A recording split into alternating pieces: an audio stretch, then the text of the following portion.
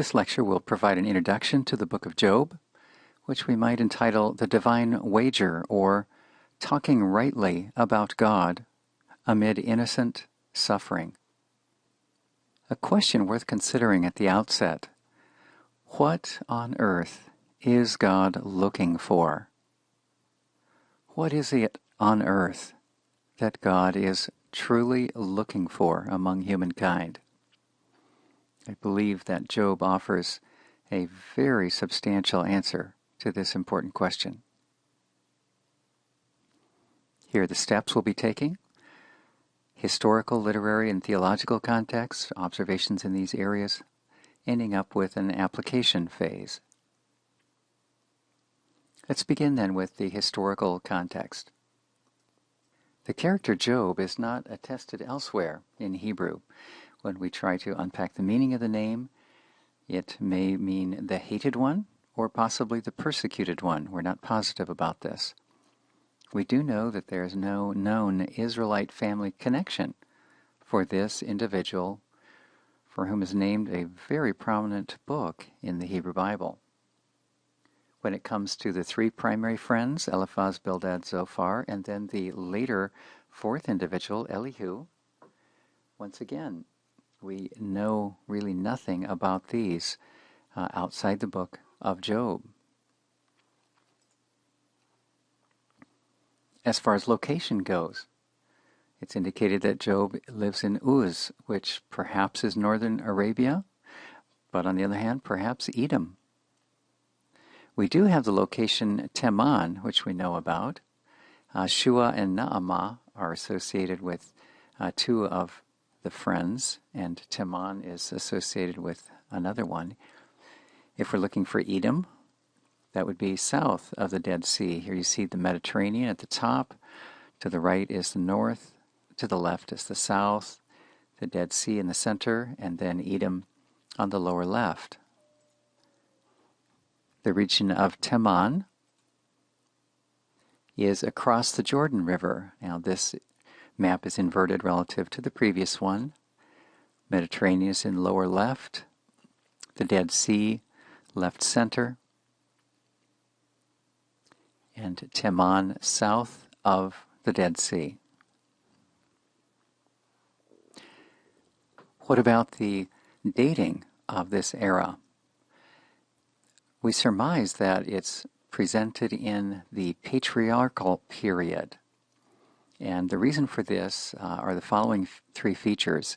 Early on, we see that Job is himself offering sacrifices as priest for the family. So this would have fit the kind of the religious practices that Abraham engaged in. We do not yet have a priestly tribe, the Levites. There's no mention of this. Secondly, the wealth is measured in livestock, the wealth of Job. And this would be fitting for the patriarchal period. Also, a 140-year lifespan fits with the patriarchal period. When we look to literature outside the Bible, literature of the ancient Near East, we find there are other stories which resemble Job as far as people running into difficulties.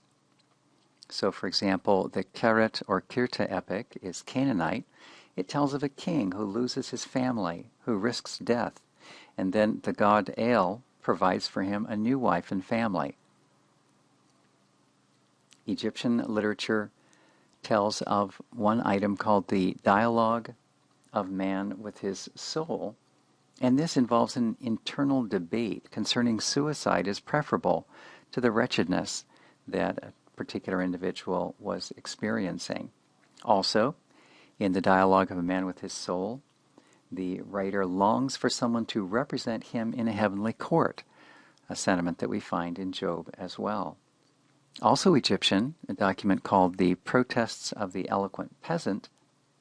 This involves appeals for the righting of social injustice, and it's addressed to the chief steward. In this, we find a suffering individual preferring death rather than continuing on receiving an experience of injustice. A Babylonian document known as I Will Praise the Lord of Wisdom Babylonian pronounced Ludlubel Nemeki, we find a disease strikes down a pious man. He in turn is mocked by his friends, and he suspects that he himself is guilty of sin, and eventually is restored to health.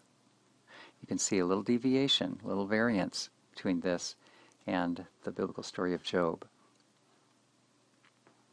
And from the Sumer culture, a document known as A Man and His God. Here, a sufferer complains that God is causing suffering. He is scorned by his friends, he admits sin, and then God turns that man's suffering into joy.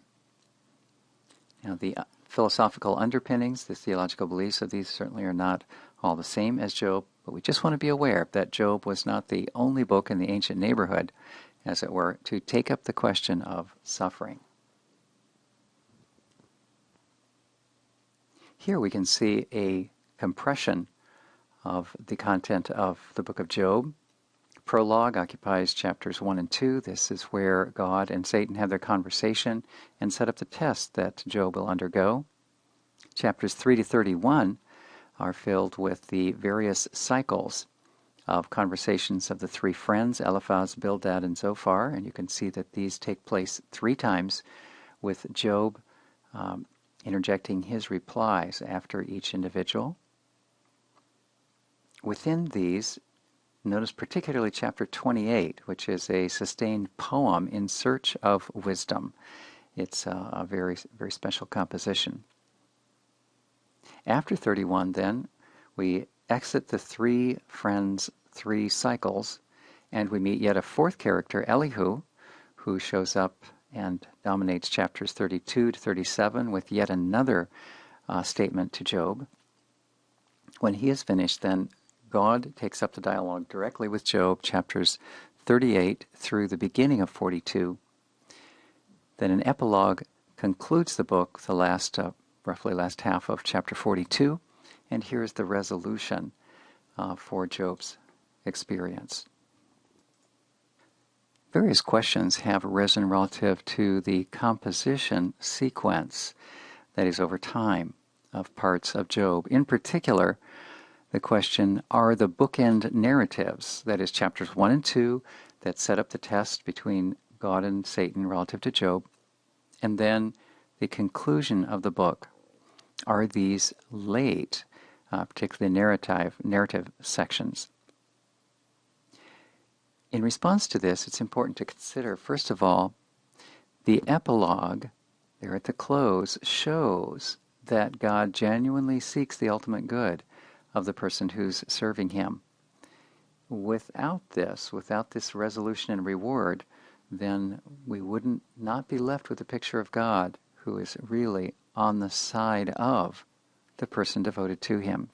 Secondly, without the epilogue there at the end, the sufferer would appear as the hero.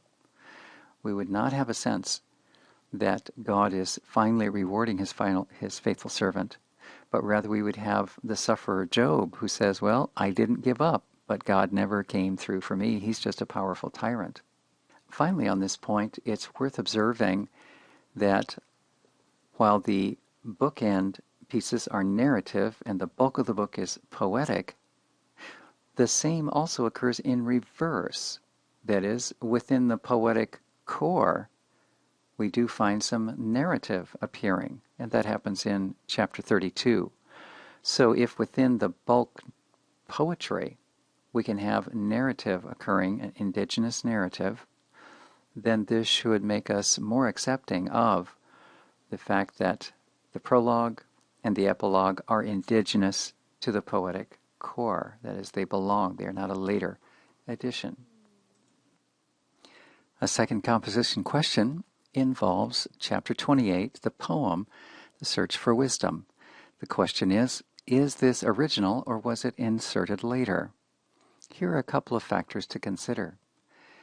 One of the premises of this poem, as you might infer just from the title, is that wisdom is not easy to find. It's elusive. This is similar to Job's friends' evident lack of wisdom. They lack wisdom, and so it says that a person should be in search of wisdom. It's not easy to find. This is a point of commonality.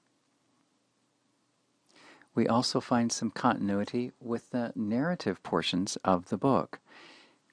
As we study the narrative portions, we see that God is in possession of some essential information, and yet this information, the test set up between God and Satan relative to Job, this information is hidden from humans. Notice what we find in chapter 28, verse 21. Wisdom is hidden from every living thing. And in 23, God alone knows where it dwells, for he views the ends of the earth and sees everything under the heavens. A very fundamental teaching of Job is that there are some things that God knows that humans do not know. This is evident from the narrative portions of the book, and it's affirmed by Job 28. So there is a content continuity with the other parts of the book. Another compositional question involves the Elihu material, chapters 32 to 37. Are they secondary, or were they part of the original composition of the book? Here are some of the difficulties associated with it. It appears on the scene as an afterthought. It's not introduced early on. Now, we should point out that comments within Elihu's speech fit this. That is to say, he does not pretend to have been one of the original three friends. Rather, he explains his reticence to break in and make his contribution because of his youthfulness. He is as though a sealed bottle in a fire.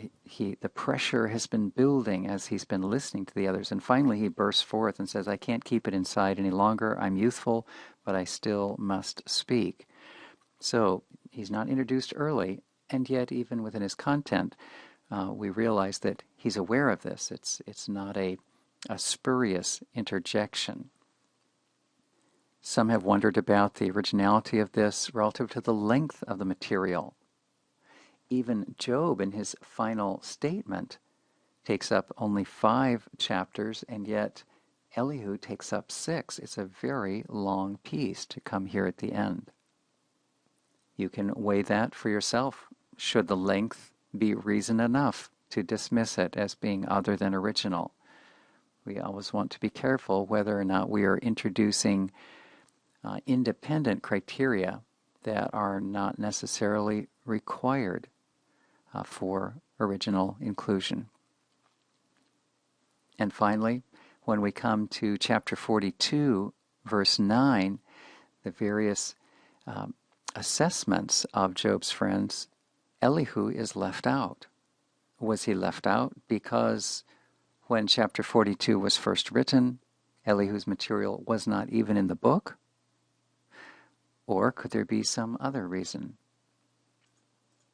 It's possible that Elihu was beginning to speak rightly about God, and perhaps that was the reason for exempting him from the pejorative assessment at the end of the book.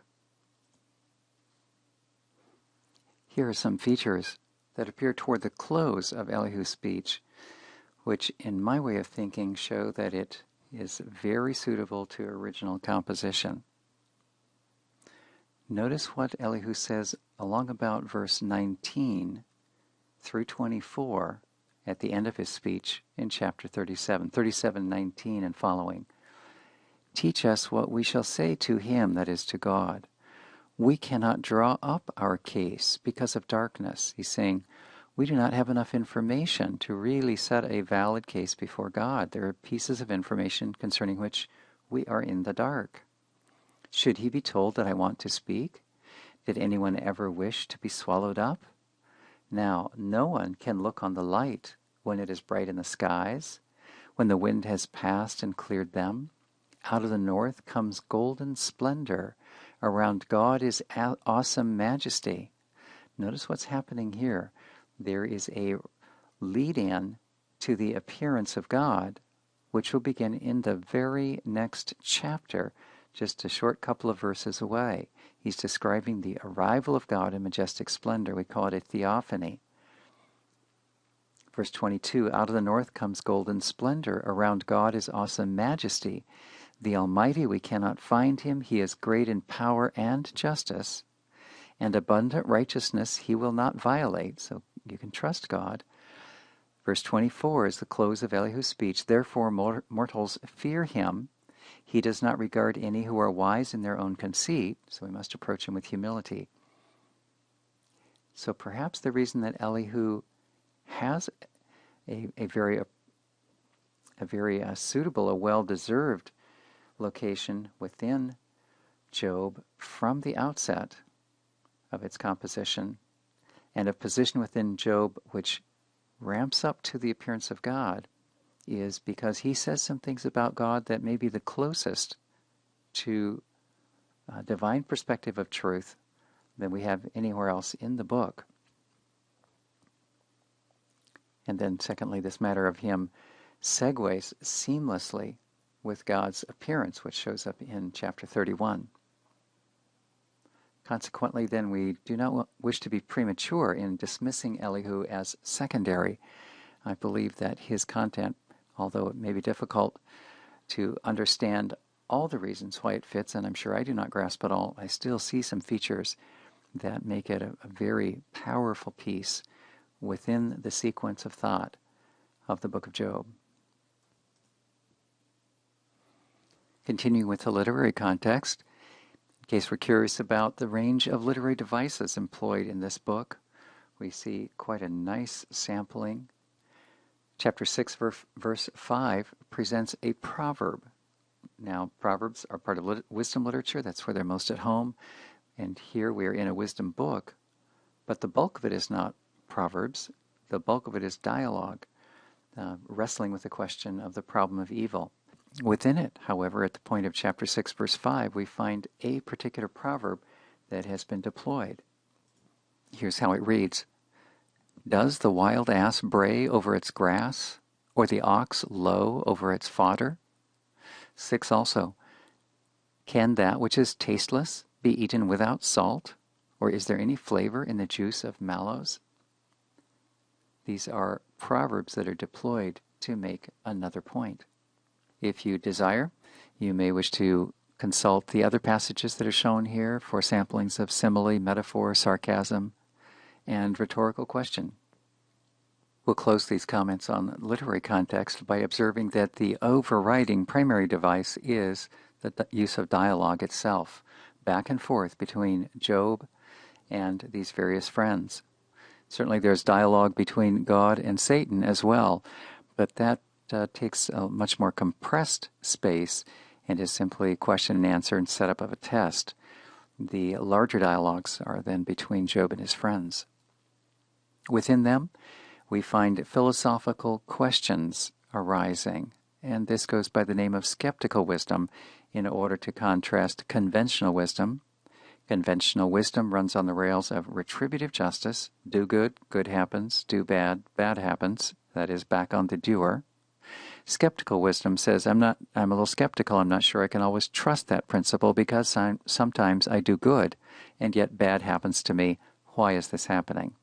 Here's a sampling of just 2 of the sort of philosophical questions which we find within Job. The first from chapter 3, verse 20.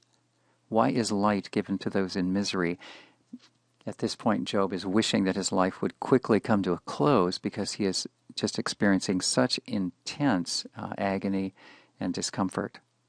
Why doesn't death come more quickly, he is asking. And in chapter 4, verse 14, can a mortal be more righteous than God? Quickly we see this as a rhetorical question. It's impossible. And yet, what is Job going through? He's maintaining that he has lived a righteous life, and yet God seems to be behaving outside the boundaries of righteousness and fairness. He's letting harm come to someone who does not deserve it. So with this, can we extrapolate that a mortal is behaving more righteously than God? This is the sort of thorny question that Job wrestles with.